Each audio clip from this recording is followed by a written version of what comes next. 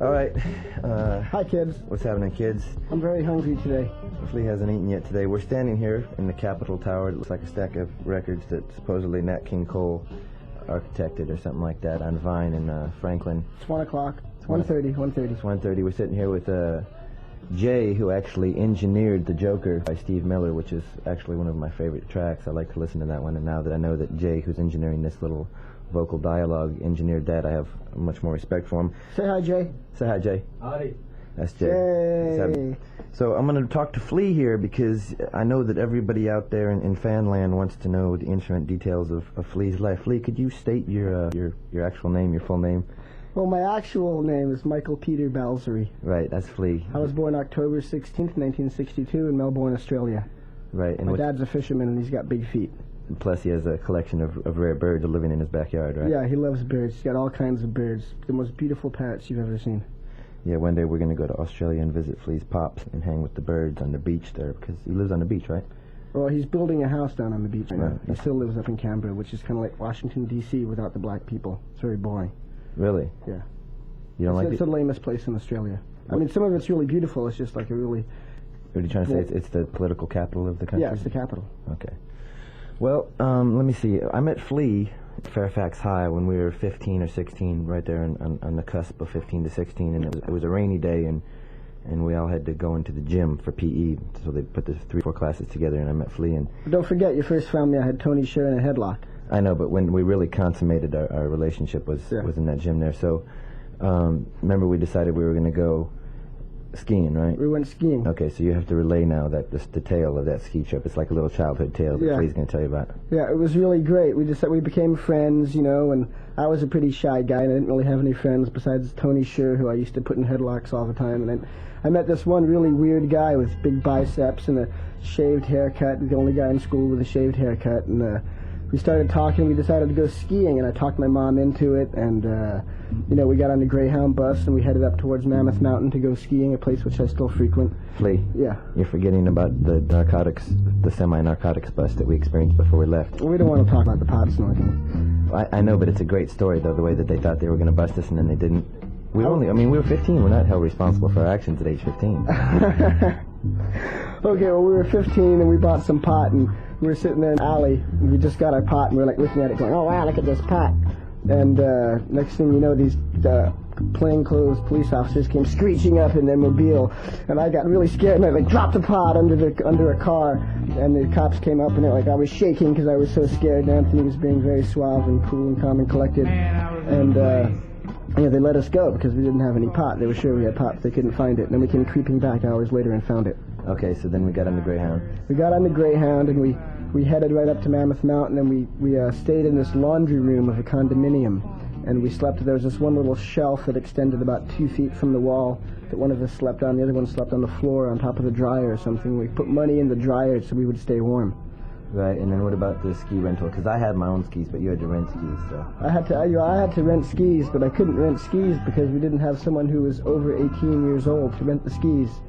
So at that point, Anthony went and borrowed a lady's parka and a lady's hat and a lady's sunglasses and stuffed his shirt with socks and pretended to be my mother, and proceeded to go, well, I've left my license out in the car, in my parka, and right, well, I need to get the skis.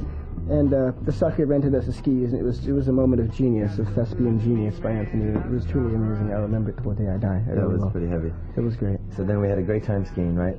We skied our balls off. But the first day you fell about 67 times or something? Well, it was my first time, and the way I learned to ski was just going to the top and just falling all the way down. Right, but then the second day you improved. I got better. Now I'm very fast. I'm faster than you.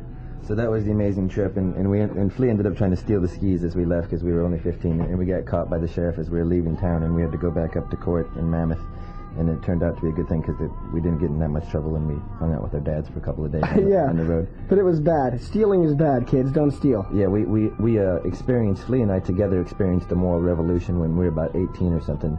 We realized that all the stealing we had done in our life was really bad news, and that in the long run you kind of pay for it because it bums your own scene out. So we're anti-stealing. Yeah, but now we're trying to make up for it by giving things away to people. Yeah, and personally, I don't smoke pot anymore either because I had a moral revolution of that kind as well. But getting on to the next subject at hand here, Flea, I understand that you have a new pad. I have a new pad. I do. I have a little pad up in Laurel Canyon where I'm living up there. And basically I'm searching for peace of mind right now. I'm having a hard time getting peace of mind because I'm kind of confused and I don't really know which way I'm going.